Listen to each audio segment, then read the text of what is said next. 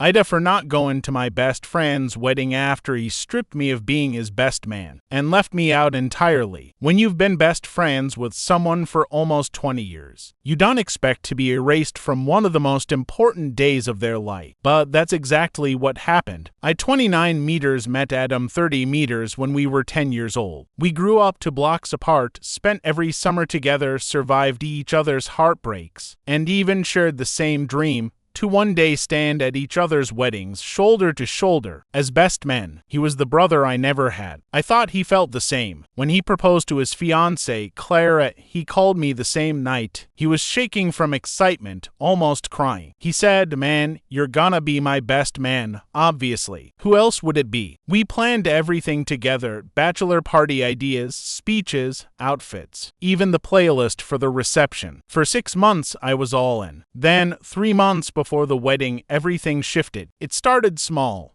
Clara stopped replying to my messages about planning. Then Adam began to forget to invite me to group outings that included the bridal party. At first, I thought maybe they were just overwhelmed. Weddings can do that to people. Then, one night, Adam called me. His voice sounded rehearsed. "Hey, man, listen, about the wedding," he began. "Clara feels like maybe it would be better if her brother was the best man instead." I went silent. I thought he was joking, but he kept talking, nervously, apologetically, explaining that it was more traditional this way and that I would still be part of the day, just not officially. That stung, but I swallowed it. I told myself it wasn't worth ruining our friendship over. Until, a week later, I saw the official wedding website. No mention of me. No groomsman spot. No invitation to the rehearsal dinner. My name wasn't anywhere. When I texted Adam, he took hours to respond. Finally, he wrote, "We had to downsize the wedding. It's nothing personal." But it was personal. I wasn't just anyone. I was supposed to be his brother, his family. Weeks went by. I didn't hear from him again until the wedding was 3 days away. He called me out of the blue, casual and upbeat, as if nothing had happened. "Hey,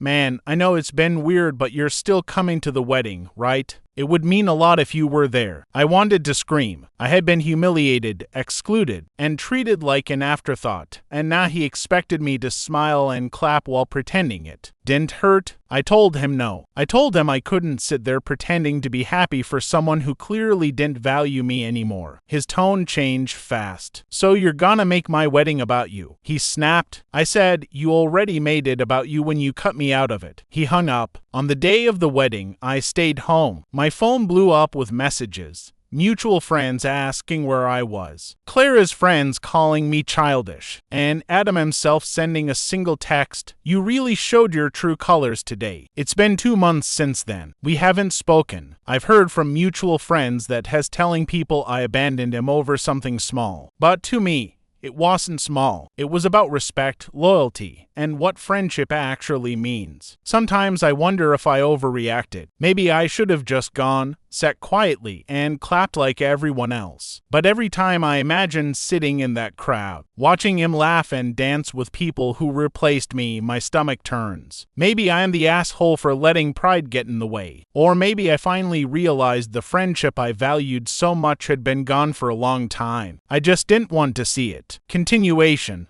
The friend who erased me 2 months turned into 6. The silence between me and Adam wasn't just distance. It was a canyon, and every time I thought about reaching out, something inside me said no. But it's strange how life works. You spend years building a friendship, and then one twist of fate decides when you'll see that person again. For us, that moment came when Adam's father died. It was a Thursday morning in February when I got the call. His younger sister, Ava, texted me, "Dad passed away last night." Adam said he didn't think you'd want to know, but I thought you should. For a few minutes, I just stared at the screen. My hands went cold. I'd spent half my teenage years at their house, eating dinner at their table, being scolded by his dad for staying up till late on school nights. That man had felt like family once, and now he was gone. Part of me wanted to go to the funeral, not for Adam, but for the man who had always treated me like a son. But another part of me hesitated. Would my presence even be welcome? Still, that next morning, I put on a black suit and drove there. When I arrived, the air was cold and sharp. The kind that burns your lungs when you breathe too fast. The church steps were crowded, people murmuring softly. Then I saw him, Adam, standing near the casket, looking smaller than I'd ever seen him. He didn't notice me at first, too lost in condolences and tight hugs from people who barely knew his father. But when our eyes finally met, everything froze. His jaw tensed. His hand, the one holding a folded paper,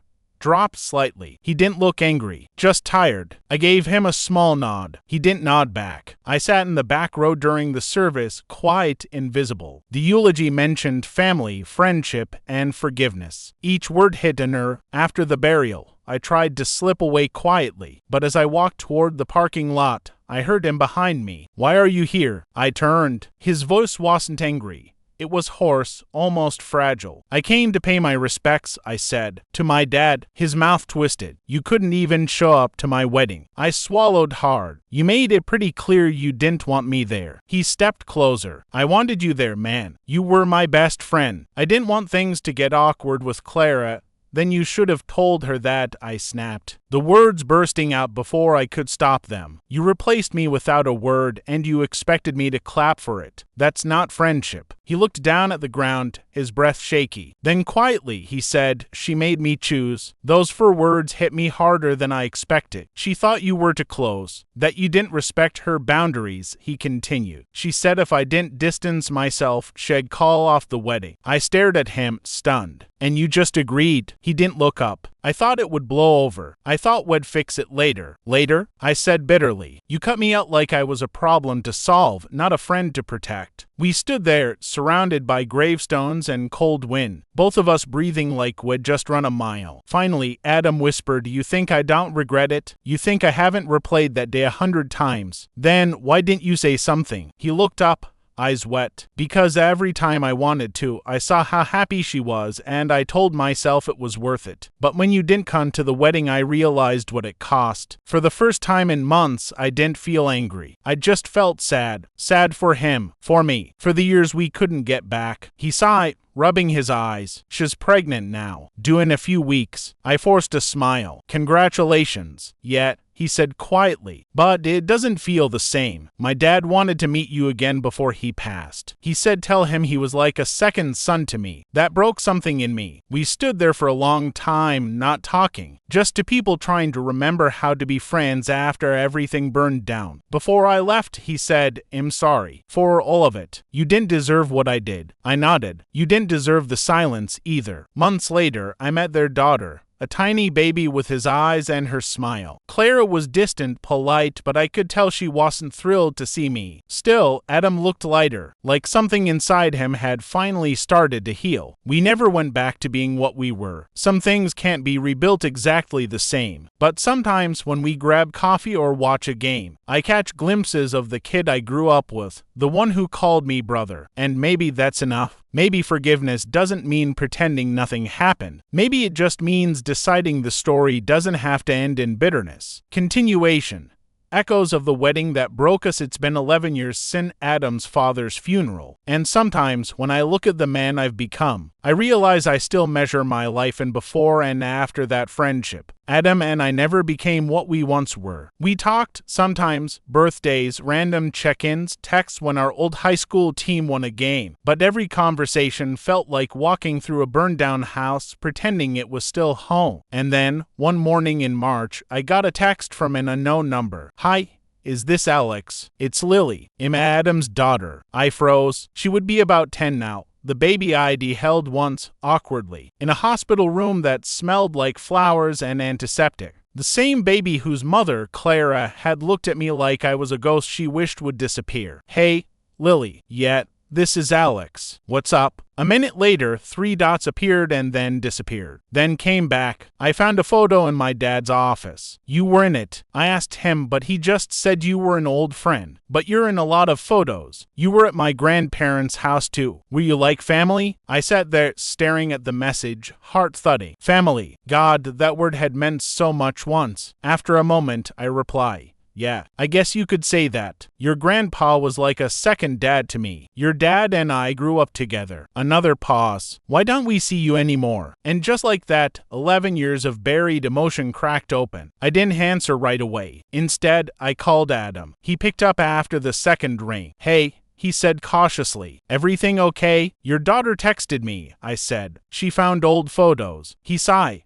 a deep, heavy sound. I figured that might happen. She's been going through my dad's things. She's curious. Curious is one thing, I said quietly, but she's asking why she doesn't see me. What am I supposed to say, Adam? That your wife erased me? He didn't respond right away. I could hear movement in the background. Maybe him pacing. Maybe Clara nearby. Alex, he said finally, his voice low, please don't say anything. She's too young to understand all that. Too young to know her father betrayed his best friend, I asked sharply. Too young, he said again, firmer this time. She doesn't need to carry the weight of our mistakes. I wanted to argue, to throw every hurt back in his face, the wedding, the silence, the guilt he never fully admitted to. But I didn't, because underneath it all, I heard something in his tone I hadn't heard before, fear. 2 weeks later, I got another message from Lily. Dad said you and him had a fight, but he didn't say why. Did I do something wrong? That one broke me. I called Adam again that night. You need to tell her the truth, I said. What truth? That I was an idiot. That I hurt you and lost a decade of friendship because I couldn't stand up to Clara. Yes, I said flatly, because the silence is already hurting her. He sighed. You don't understand what it's like, Alex. Clara still can't even say your name without getting tense. She thinks if I reopen this, everything we rebuilt will collapse. Everything you rebuilt, I corrected. You chose peace over honesty. You always have. There was a pause. Then, quietly, he said, and you chose pride over forgiveness. The words landed like a punch, because they weren't wrong. Months passed. Then, one rainy evening, there was a knock at my door. When I opened it, Lily was standing there, drenched, clutching a worn-out photo album. Behind her, Adam's car was parked crookedly, engine still running. I told Dad I wanted to meet you, she said simply. My heart pounded. Has here? She nodded. We argued, but I told him I'm not leaving until I know the truth. Before I could reply, Adam stepped out of the car, umbrella in hand. His face was pale, exhausted. I didn't want her to come, he said, but she's stubborn. Just like you. For a moment, none of us spoke. The rain was the only sound, tapping against the pavement. Finally, I stepped aside. Come in. We sat in my living room, the three of us, surrounded by years of things unsaid. Lily opened the photo album. Pictures of us as teenagers, of Adam's dad at barbecues, of me and Adam in graduation robes. Were you really his best friend? She asked quietly. I was, I said, for a long time. What happened? I looked at Adam. He was staring at the floor, hands clasped tightly together. I made mistakes, he said. Ones I can't undo. Because of Mom? Lily asked. He hesitated, and then, finally, nodded. Partly, but also because I didn't have the courage to tell the truth. She frowned. That's dumb. We both laughed, short, quiet, painful laughter. Then she looked at me again. Are you guys friends now? Adam and I exchanged a long glance. I think, I said slowly, we're trying to remember how to be. After they left, Adam sent me one last text that night.